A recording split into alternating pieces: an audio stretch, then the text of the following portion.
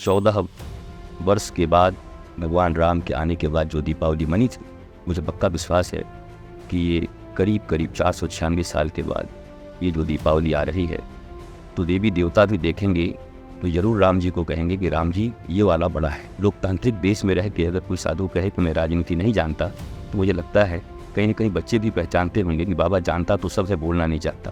आज सारा भारत नहीं, सारा दुनिया दीप जलाने को तैयार है।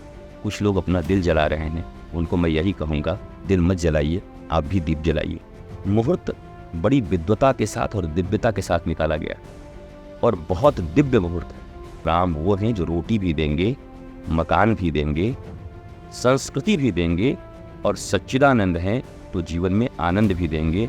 दल के दलदल से ऊपर उठकर भारत के दिल की बात भी सुनने की आदत डालनी चाहिए कुछ लोगों को। What's your process, it's not important, what's your motive, it's more important. Motive उनका अच्छा है।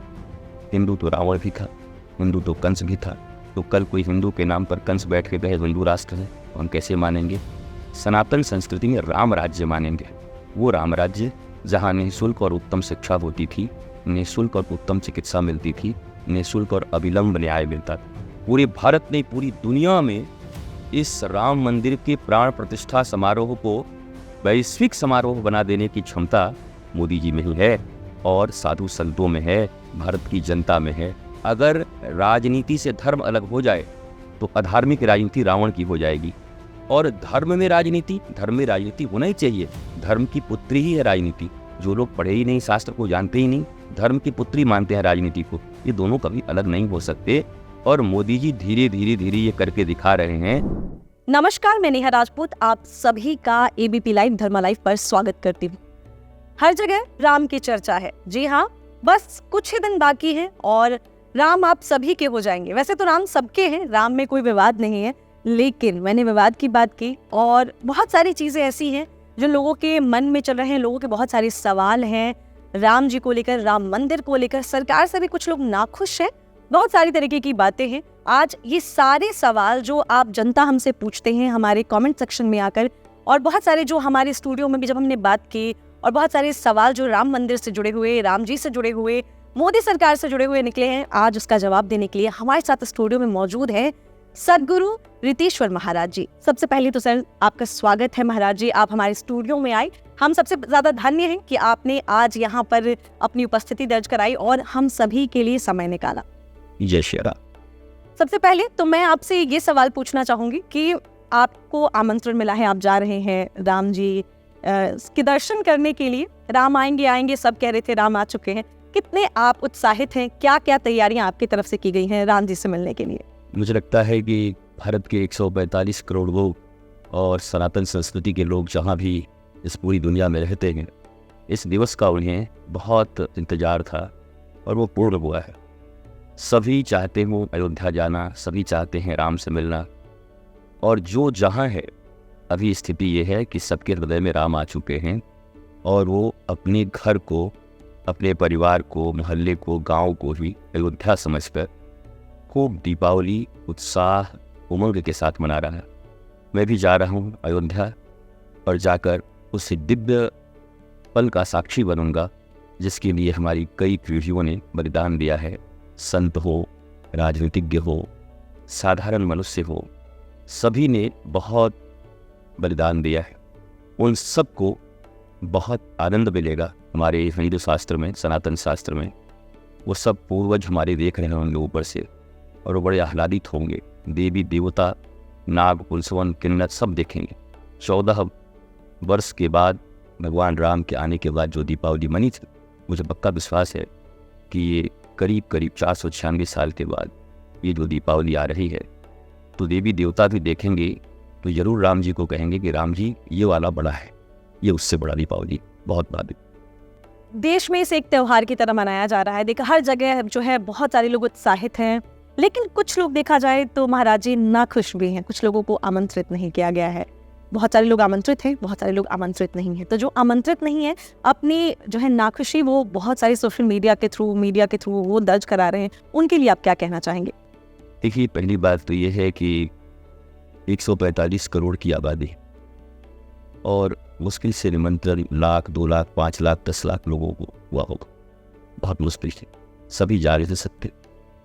परंतु जो जहाँ है, एक तो निमंत्रण को लेकर के आपने देखा होगा, मैं पिछली कई बार भी जब मीडिया पर आए उनसे बार बार पूछा गया आप जा रहे हैं, मैं बोला मेरा हृदय अयोध्या में, क्योंकि ये कहना भी कि मैं निमंत्रित हूँ नहीं हूँ, उन करोड़ों लोगों के लिए हम सब भारतवासी एक जैसे भी, इनमें से कुछ लोगों को चुना गया होगा किसी कारण से और कुछ लोग छूट गए होंगे। इतना बड़ा देश है, इतने बड़े बलिदानी लोग होंगे, उनके परिवार के लोग, अच्छे लोग छूट गए होंगे।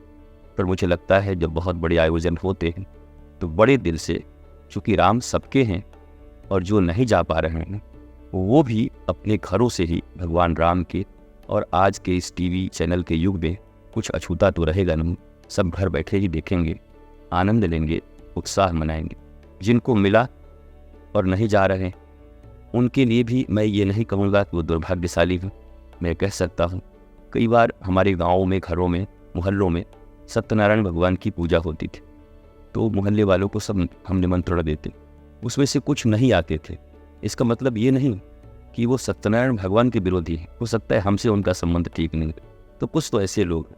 परंतु जो लोग मीडिया पर आकर ये घोषणा कर रहे हैं मुझे निमंत्रण मिला, इस कारण से मैं नहीं जाऊँगा।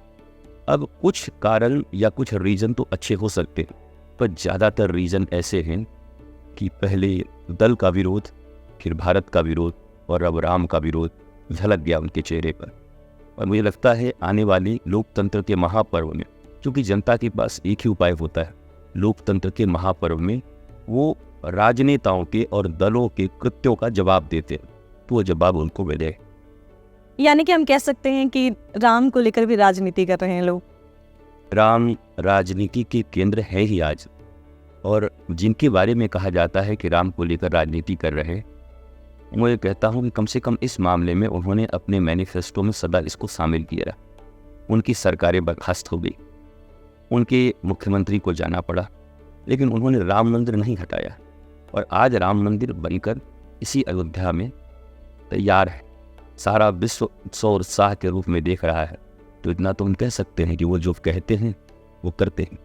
वो जितना कर सकते थे गिलहरी मान लो उनको, बाकी सुप्रीम कोर्ट है, जनता है, साधु संत हैं, सब कहते हैं केवल वही बनाए हैं क्या, लेकिन किसी आंदोलन को लीड कर रहे लोग, नेतृत्व कर रहे लोग, वही तो प्रेरणा भरते सब में। तो चाहे मैं आरएसएस को कहूँ, विश्व हिंदू परिषद को कहूँ, या प्रत्यक्ष रूप से मुझ में कोई पाखंड, दम्भ या ढोंग नहीं है कि मैं ये कहूँ कि मैं धार्मिक व्यक्ति हूँ तो राजनीति की बात नहीं करूँगा। राजनीति भी भारत के लोगों के लिए है, उनके उत्थान और उन्नति के लिए। धर्म भी लोगों के उत्थान और उन्नति के लिए है। तो ये पाखंड क्यों कि मैं राजनीति नहीं जानता। लोकतांत्रिक देश में रह के अगर कोई साधु कहे कि मैं राजनीति नहीं जानता, तो मुझे लगता है कहीं न कहीं बच्चे भी पहचानते होंगे कि बाबा जानता तो सब है, बोलना नहीं चाहता। तो मैं जानता भी हूँ, समझता भी हूँ और बोलना भी चाहता हूँ, चूँकि मेरा भी अधिकार एक वोट का है। हम पहले भारत के नागरिक हैं, फिर हम साधु हैं। आप भारत के नागरिक हैं, फिर एंकर हैं, पत्रकार हैं। तो इसी तरीके से राजनीति राम जी को लेकर के अब वो लोग कर रहे हैं जो एक्सपोज पूरी तरीके से नहीं हो पाए थे, लेकिन उनकी चाल बड़ी उल्टी सीधी है। केले के छिलके पर पाँव उनके पड़ गए हैं, मुझे लग रहा है वो फिसलते जा रहे हैं। हड्डी जब तक टूटेगी नहीं वो मानेंगे नहीं, एक्सपोज होके रहेंगे, हो रहे हैं। अच्छा तो ये होता कि वो इस महान अवसर पर 145 करोड़ भारतीयों के साथ राम जो भारत की आत्मा है, भारत की संस्कृति है, उनके सुर में सुर मिलाकर इस दिव्य उत्सव को अपने गांव, अपने नगर, अपने विधानसभा या अपने लोकसभा में मनाते तो शायद अगली बार उनके चांसेस ज़्यादा अच्छे थे। महाराज जी, एक विपक्षी पार्टियां जो हैं वो ये भी कह रही हैं कि राम अगर सबके हैं, लेकिन उनका कहना ये है कि राम अब लग रहा है कि बस बीजेपी और आरएसएस के होके रह गए हैं। क्या ये इस बात से आप भी सहमत होते हैं कि उनका कहना सही है कि बस जो राम है अब बीजेपी और आरएसएस के हो गए हैं? एक माता पिता के 4 बच्चे हैं, एक बच्चा खूब प्रेम करता अपने माता पिता को, हर बात मानता है उनकी सेवा करता। 2 उसमें से आवारा निकल गए, मानते नहीं और बाहर चिल्लाते हैं पिताजी माताजी, सिर्फ उसको मानते, हम लोगों को तो मानते ही नहीं। लगता है इसी के माता पिता हमारे हैं ही नहीं, जबकि है ऐसा कि वो खुद नहीं मान रहा, वो खुद उनकी बातों को नहीं सुनता, खुद माता पिता की श्रद्धा नहीं करता, सेवा नहीं करता। तो आप भी बहुत समझदार हैं, जनता बहुत समझदार और समझती होगी कि जो लोग राम को नहीं मानते, जो लोग सनातन संस्कृति को नहीं मानते, जिन लोगों के भारत के हर डेवलपमेंट में सिर्फ विरोध करना होता है, माँ भारती के आगे बढ़ते ही जिन्हें तकलीफ होने लगती है। आज सारा भारत नहीं, सारा दुनिया दीप जलाने को तैयार है। कुछ लोग अपना दिल जला रहे हैं, उनको मैं यही कहूँगा, दिल मत जलाइए, आप भी दीप जलाइए। महाराज जी, एक और चीज मैं आपसे जरूर जानना चाहूंगी। पार्टियों का तो चलिए ठीक है, समझ में आता है कि वो राजनीतिक, लेकिन कुछ जो है पुजारी, कुछ जो है शंकराचार्य भी आप देख रहे होंगे आजकल बहुत, वो भी बहुत सारी तरीके की टिप्पणियां वो भी कर रहे हैं, वो भी नाखुश है। तो उनके लिए आप क्या कहना चाहेंगे कि उनकी नाखुशी के पीछे सच में कोई ऐसा कारण है जो उनको, उनके दिल को चोट पहुंचा रही है? देखिए, शंकराचार्य, आदि शंकराचार्य भगवत स्वरूप, और उस समय तत्कालीन भारत में जो विध्वंस हो रहा था सनातन धर्म का, उसकी पूर्व प्रतिष्ठा भगवान आदि शंकराचार्य ने किया। उनके द्वारा बनाए गए पीठ पर बैठे हुए शंकराचार्य मुझे नहीं लगता कि कभी गलत हो सकते हैं। मेरी बहुत आदर और श्रद्धा है उनके प्रति। भारतीय धर्म की ध्वजा है वो। उनकी अपनी कुछ बातें हैं जो उन्होंने धर्म सत्ता के सामने, जन सत्ता के सामने और राज सत्ता के सामने रखी है। उन बातों को विवाद के रूप में नहीं लेना चाहिए। हमारी उपनिषद में लिखा है, वादे वादे जायते बोधः, बात करने से ही बोध होता है, ज्ञान होता है। तो शंकराचार्य जी ने बात कही है, उस बात को सुनकर ट्रस्ट के लोग, सरकार के लोग और जनता के लोग भी कुछ कह रहे हैं, और इस वाद से बोध उत्पन्न होगा भारतीय सनातन संस्कृति में। इसलिए शंकराचार्य के द्वारा कहे गए ये शब्द कदापि सरकार के विरोध में नहीं है, भारत के विरोध में नहीं है, धर्म के विरोध में नहीं है। इसलिए इस वाद को विवाद के रूप में न देखकर संवाद के रूप में देखना चाहिए। कुछ पीड़ाएं उनकी हो सकती हैं और उन पीड़ाओं को सुनना चाहिए। जैसे कि अभी हम विवाद की ही बात कर रहे हैं, उनकी नाखुशी की बात कर रहे हैं, तो वो सीधे शब्दों में बता रहे हैं कि उनको किस चीज से नाराजगी है। उनकी नाराजगी है मोदी सरकार जो है या मोदी जी जो है वहां जाकर वो पूजा प्रार्थना करेंगे और वो लोग वहां जाकर बस सीधे खड़े रहेंगे। मैं उनके सीधे शब्द बता रही हूँ जो वो कह रहे हैं मीडिया पर। तो उनके लाइन्स यही, उनके शब्द यही कि हम वहां जाकर सिर्फ खड़े रहे और मोदी जी सारी जो भी सारी प्रक्रियाएं हैं वो वहां के पूरी करें। क्या ये सही है? और देखा जाए एक तरीके से तो किसी भी एक शुभ स्थान पर देखा जाए तो उनका होना ज्यादा जरूरी था या मोदी जी का होना, ये मैं आपसे जानना चाहूंगी।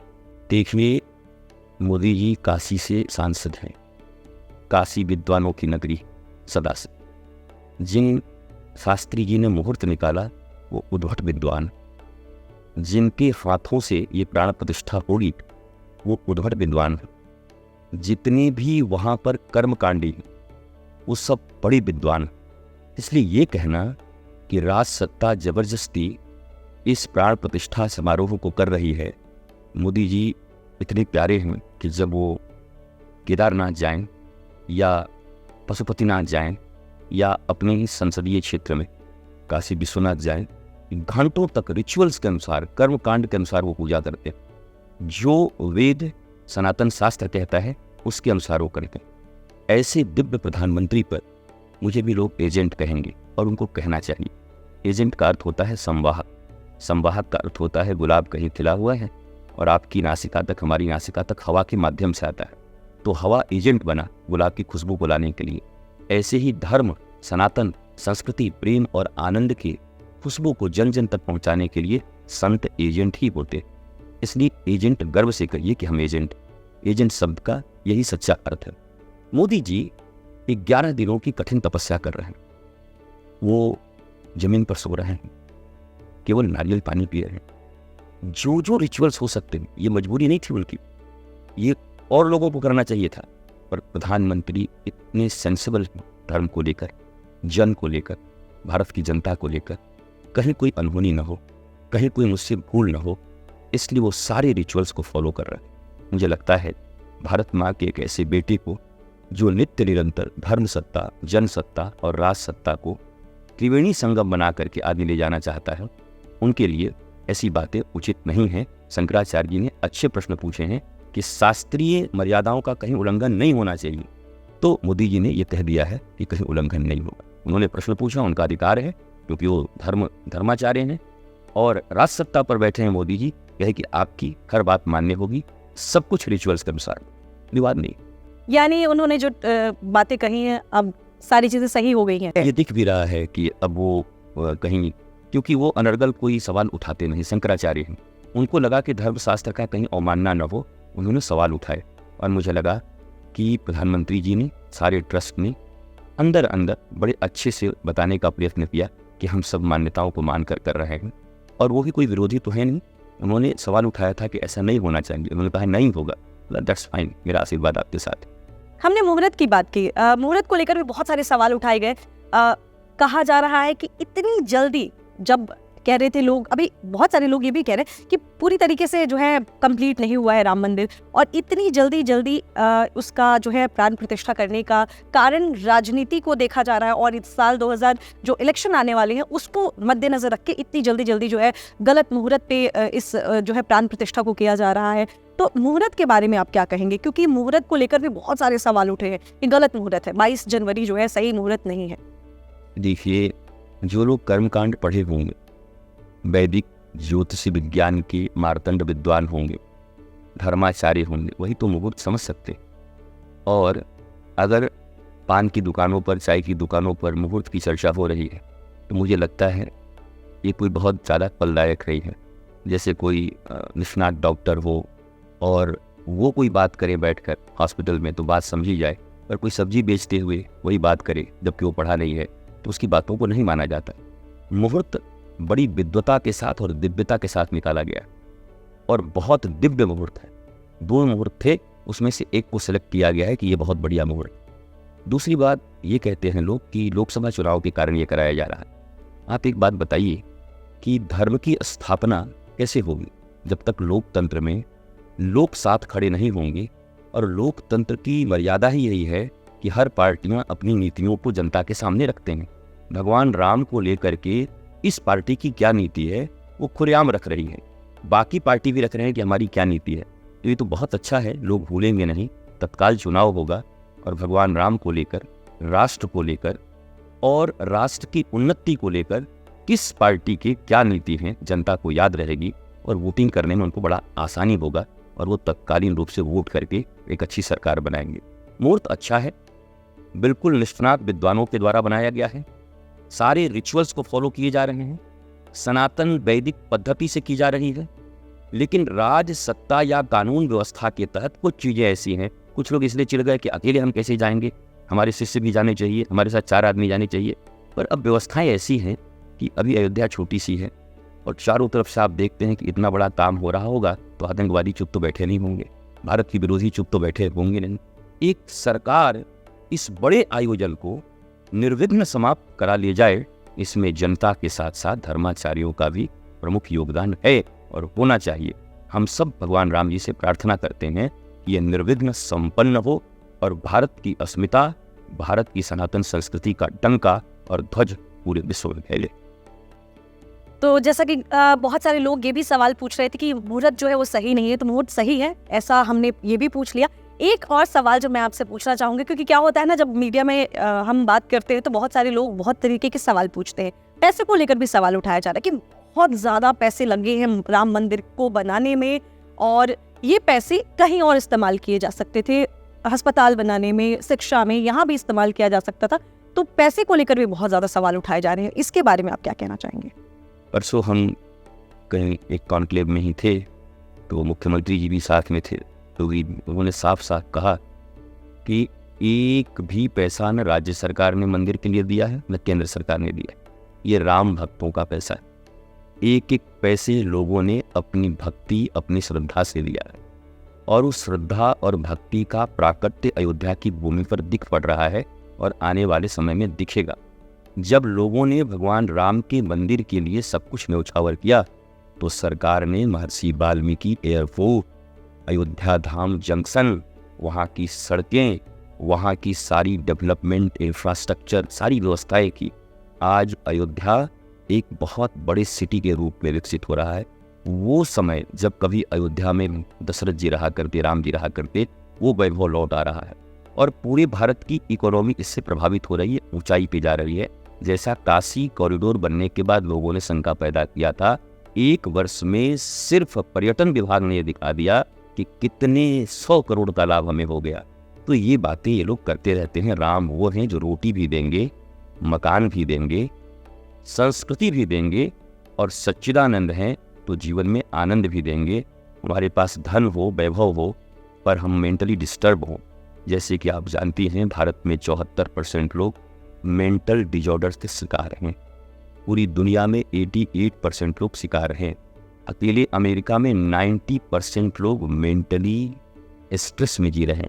जब पूरी दुनिया की हालत ऐसी हो, ऐसे में मंदिरों में भगवान के बताए मार्ग पर वहाँ खड़े होकर, जबकि मेडिकल साइंस के पास डिप्रेशन की कोई दवा नहीं है, 70% अफीम मिला के दे देते हैं सोने को, तो आज जब कोई मंदिर में खड़ा होता है और दर्शन करता है और गुरु वहाँ आकर के उन्हें बताते हैं कि देखो जी, इन्हें युवराज अर्थात प्रधानमंत्री बनना था और अगले दिन वनवास हो गया, फिर भी भगवान राम प्रसन्नता के साथ गए, तो आप भी कभी डिप्रेशन में मत जाना, जीवन अच्छा बुरा होता रहता है।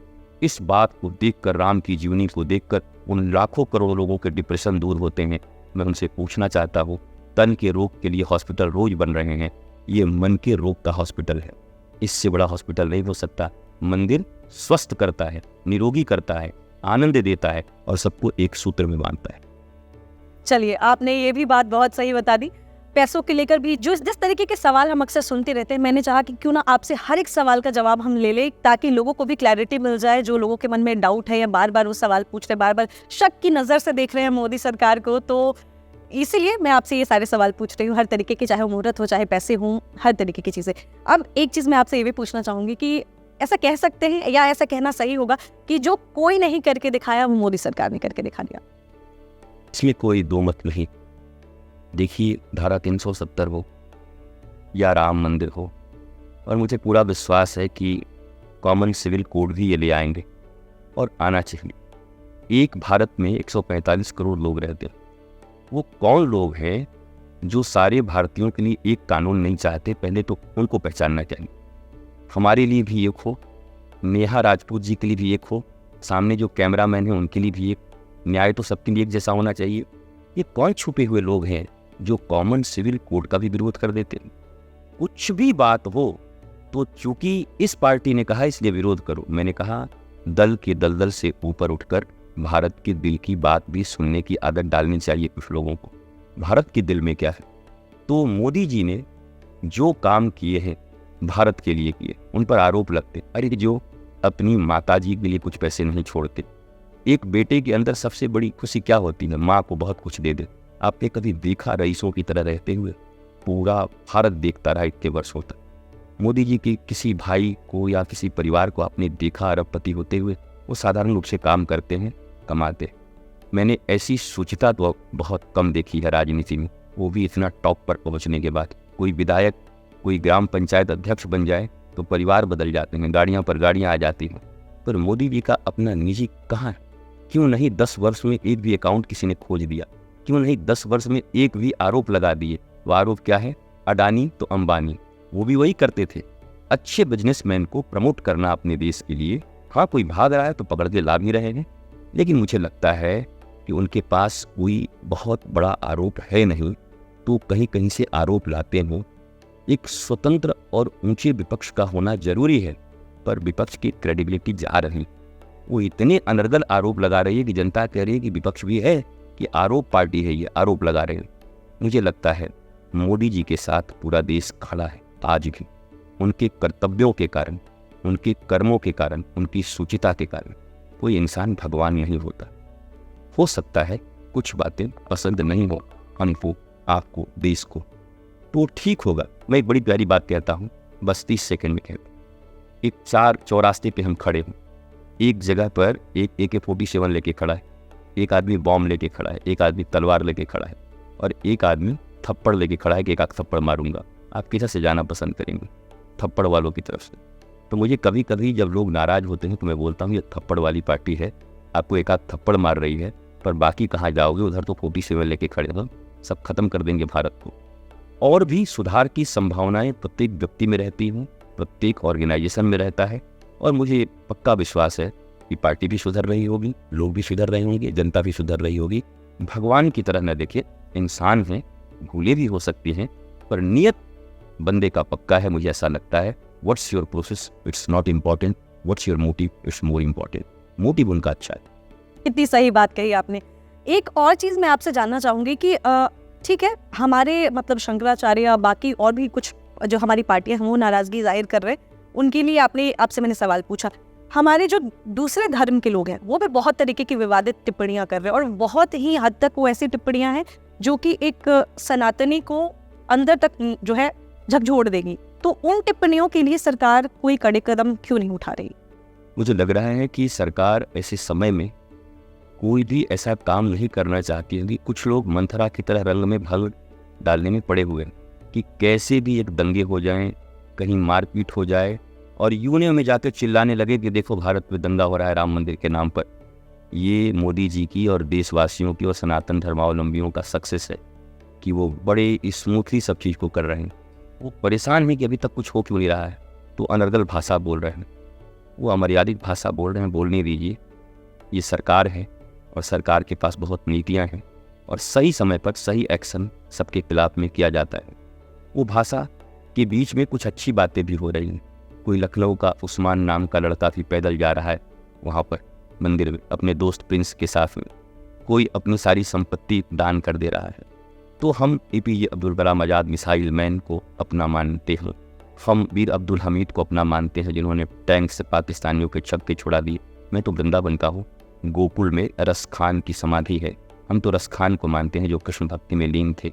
मैं ताज बेगम को मानता हूँ, जो ताज बेगम भगवान कृष्ण का दर्शन करके बोली जब मुझे मक्का मदीना जाने की जरूरत नहीं, मेरे खुदा का दर्शन मुझे यहीं पर हो गया।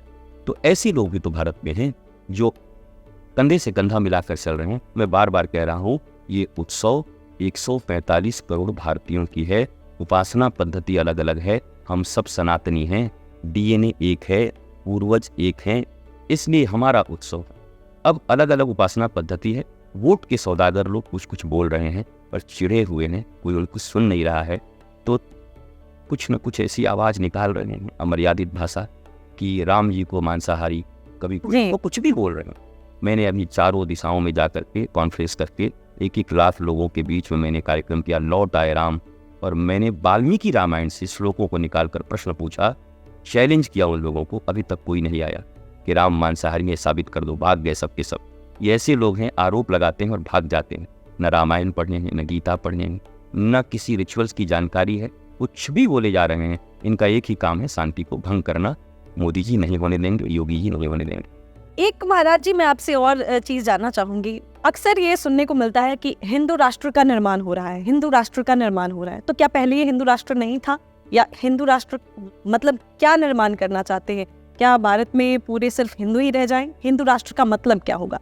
मेरा ऐसा मानना है, मैं संविधान में बहुत गहरी आस्था रखता हूँ और संविधान में जो बहुत सारे डायरेक्टिव्स दिए हुए हैं, प्रिंसिपल, अगर उनको ही अनुमोदन करके लागू कर दिया जाए तो इस राष्ट्र से बढ़िया कोई राष्ट्र होगा नहीं।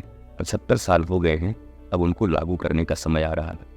हिंदू राष्ट्र से अब जो लोग बोलते हैं बोले, मैं न विरोध करता हूँ और न मेरी बहुत सहमति है। हिंदू तो रावण भी था, हिंदू तो कंस भी था, तो कल कोई हिंदू के नाम पर कंस बैठ के कहे हिंदू राष्ट्र है, हम कैसे मानेंगे?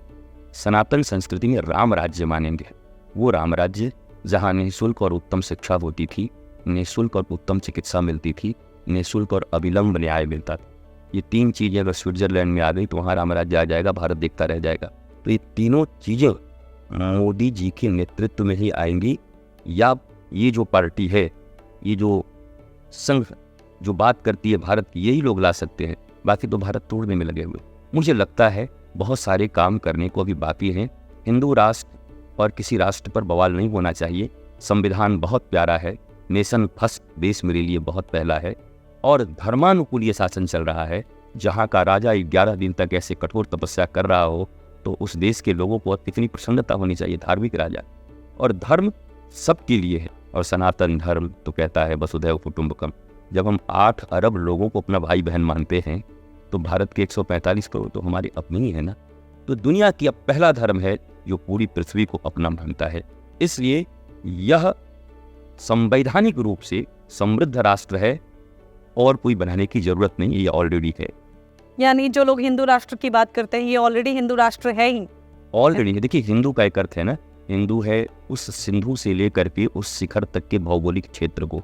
दूसरा, हीन मान्यता जिनके भीतर में नहीं होती, अर्थात इन्फीरियरिटी कॉम्प्लेक्स जिनके भीतर में नहीं होता, उन्हें हिंदू कहते हैं। तो ये दोनों तो भारतीयों के बीच में हो ना, हम इन्फीरियरिटी कॉम्प्लेक्स में जीते हैं और ये भौगोलिक क्षेत्र हमारा है तो ऑलरेडी हम हिंदू राष्ट्र में हैं। तो संविधान के अनुसार चलने दीजिए। संविधान में बीच बीच में अगर अमेंडमेंट्स करने हैं तो वो करेंगे, क्योंकि कोई भी संविधान जनता के लिए बनाई जाती है, जनता संविधान के लिए नहीं बनाया जाता है। तो जनता को कहीं अगर कमी पड़ेगी, ज़्यादा होगा, पहले भगवान श्री कृष्ण आए तो रथ से युद्ध हुआ, आज भगवान श्री कृष्ण आएंगे, मुझे पक्का पता है अर्जुन को बोलेंगे राफेल निकाल, राफेल लेके जाएंगे, तो रथ से राफेल की यात्रा हुई है। अगर अमेंडमेंट्स की ज़रूरत पड़ेंगी तो ज़रूर सरकारें और जनता मिलकर के संविधान को अमेंड करेंगे और जनता के अनुकूल बना देंगे। एक सवाल जो मैं आपसे और पूछना चाहूँगी कि हम सारी बातें कर रहे हैं, राम मंदिर हो गया, अब अगला क्या है? अब मोदी सरकार कहाँ जो है भगवान की जो है किसी और जगह पे जहाँ पे विवाद है या वहाँ जाएगी या कहाँ जाएगी? राम मंदिर के बाद अगला क्या रहेगा? मोदी सरकार ने अपने इरादे स्पष्ट कर दिए। उन्होंने 14 तारीख से लेकर 22 तारीख तक भारत के गांव-गांव, मोहल्ले में जो मंदिर जीर्ण शीर्ण और गंदे पड़े थे, उन्होंने कहा अपने मंदिरों की सफाई करिए, जहां आपके देवता रहते हैं उसको चमका के रखिए। और ये पखवाड़ा पूरा का पूरा सफाई चल रहा है, मंदिरों की सफाई। तो हम 1 2 3 मंदिर की क्या बात करें?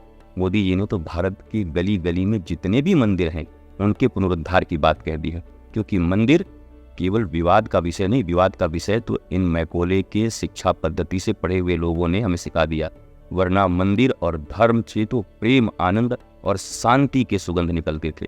पर 70 सालों में बहुत बदनाम किया। 1000 सालों तक हमारे ऊपर गुलामी थी, उन लोगों ने जैसे नैरेटिव गढ़े हमको मानना पड़ा। पर अब हम आज़ाद हो, यद्यपि मानसिक रूप से फिर भी गुलाम हो। अंग्रेजियत की अभी भी भूत हम पर चढ़ी हुई है। फ्रांस अपनी भाषा बोलता, जापान अपनी भाषा बोलता, चाइना अपनी भाषा बोलता, स्पेन अपनी भाषा बोलता, और ये सबसे टॉप पर है। पता नहीं हम लोगों के ऊपर भूत क्यों चढ़ा हुआ है। हम न भाषा को मानते, न लिपि को मानते, न संस्कृति को मानते, इसलिए शायद हम पीछे हैं। इस इन्फीरियरिटी से हमें निकलना होगा।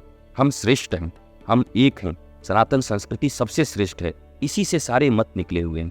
तो एक मंदिर है, देखिए मैं 4 दिन पहले अयोध्या में था, बड़ी प्यारी बात है। जर्मन टीवी के एक पत्रकार मुझसे मिले, उन्होंने प्रश्न किया कि मेरे जर्मनी के बच्चे भी ये जानते हैं कि वेटिकन सिटी का जब नाम आता है तो क्रिश्चियनिटी, जब मक्का मदीना की बात आती हो तो इस्लाम याद आता है, जब अयोध्या मथुरा और काशी की बात आती है तो हिंदुओं के भगवान श्री राम, कृष्ण और भोलेनाथ याद आते हैं। तो भारत के लोग ये क्यों नहीं समझते? वो पूछ रहे हैं मुझसे। मैंने कहा मैं भी तो यही पूछ रहा हूँ उन लोगों से। जब जर्मनी के लोगों को पता है कि अयोध्या मथुरा काशी हिंदुओं का पवित्र स्थल है और भगवान की जन्मभूमि है, तो भारत के तथाकथित लोगों को क्यों पता नहीं? क्या कोई APJ अब्दुल कलाम आजाद का हम विरोध कर रहे हैं? बाबर कहीं से आया था, लूटा, हमारी अस्मतों को, हमारी संस्कृति को तोड़ा, मंदिरों को तोड़ा, सब प्रतीकों को तोड़ा। हम उनकी बात क्यों मानेंगे, बाबर की बात क्यों मानेंगे? बाबर हमारी आइडियल नहीं है ना। हम आज खड़े होकर के वीर अब्दुल हमीद के परिवार की हर बात हम सुनते, देखते, उनको हम हर समय प्रणाम करते, नमन करते। तो मुझे लगता है बाबर का यहाँ कोई समर्थक नहीं है, और जो बाबर के समर्थक हैं वो भारत के कैसे हो सकते हैं? ये प्रश्न तो भारतीय पूछेंगे उनसे। ऐसा लगता है कि मथुरा में श्री कृष्ण जन्मभूमि का मंदिर भी आपसी सौहार्द से जल्दी बन जाए, और भोलेनाथ का कॉरिडोर अभी है, वो ज्ञानवापी स्थान भी भगवान भोलेनाथ को पूर्ण रूप से मिल जाएगा, ये मेरा विश्वास है। हम बहुत सारी बातें कर रहे हैं, मोदी जी के बारे में बहुत सारी बातें कर रहे हैं। एक सवाल जो राम मंदिर से थोड़ा हटके मैं आपसे पूछना चाहूँगी, बहुत सारे लोग कह रहे हैं अब मोदी जी को रिटायरमेंट ले लेना चाहिए, इस पर आप क्या कहना चाहेंगे? देखिए मेरा ऐसा मानना है कि मेधा व्यक्ति के भीतर में, उनका इंटेलेक्ट और उनके जीवन का जो पद्धति है जीने का, योग करते किसी भी 40 साल के आदमी से ज़्यादा फिट है मैं देखता हूँ। इतनी यात्राएं, 18 घंटे तक काम, जुबान फिसलती नहीं है, एक एक चीज़ पर निगाह रहती है, हर मंत्रालय पर निगाह रहता है, छोटे से छोटे ग्राम पंचायत के व्यक्ति पर भी निगाह रहता है कि डेवलपमेंट हो रहा है दिन। मुझे लगता है प्रकृति उनको भी रिटायर नहीं करना चाहती हो, तो हम लोग क्यों रिटायर करें? और ऐसा देश का बेटा, ऐसा श्रेष्ठ पुत्र मिला है, वो जितने समय तक भारत की सेवा कर पाए ये भारत के हित में होगा। और मुझे विश्वास है और राम जी से प्रार्थना भी करता हूँ कि प्रभु, हम सब भी यही मानते हैं कि वो शतायु हो, दीर्घायु हो और हमारे राष्ट्र की सेवा।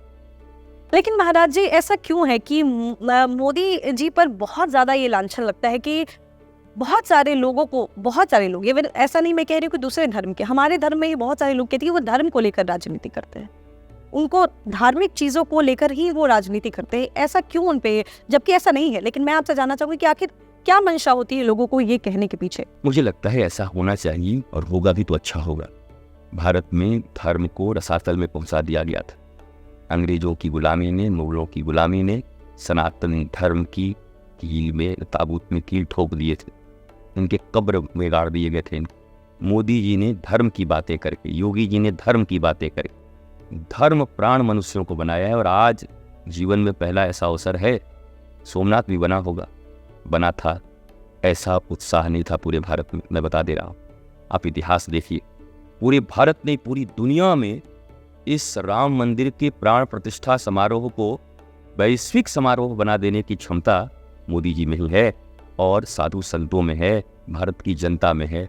तो भारत के उत्कर्ष को देख करके लोग घबराते हैं, और जो लोग भारत के उत्कर्ष को नहीं देखना चाहते वो कहते हैं कि ये धर्म में राजनीति करते हैं। मेरा तो शुरू से मानना रहा है, धर्म और राजनीति चीनी और पानी की तरह है। शुगर एंड वाटर दोनों को मिला दीजिए और नींबू डाल से बढ़िया सा शरबत पी लीजिए, ये अलग होने ही नहीं चाहिए। अगर राजनीति से धर्म अलग हो जाए तो अधार्मिक राजनीति रावण की हो जाएगी। और धर्म में राजनीति होना ही चाहिए। धर्म की पुत्री ही है राजनीति। जो लोग पढ़े ही नहीं, शास्त्र को जानते ही नहीं, धर्म की पुत्री मानते हैं राजनीति को, ये दोनों कभी अलग नहीं हो सकते। और मोदी जी धीरे धीरे ये करके दिखा रहे हैं कि जो लोग सांप्रदायिक कह के हमें चिढ़ाते थे, संप्रदाय के नाम पर हम दुबक जाते थे कि नहीं हम सेकुलर हैं। संप्रदाय शब्द का अर्थ होता है सम्यक प्रकार से पूर्वजों ने आने वाली पीढ़ियों को जो ज्ञान प्रदान किया है उसको संप्रदाय कहते हैं। तो गर्व से कहिए ना कि हम सांप्रदायिक हैं, हमारे दादाजी ने हमको ये दिया, हमारे विष्णु भगवान ने हमको ये दिया।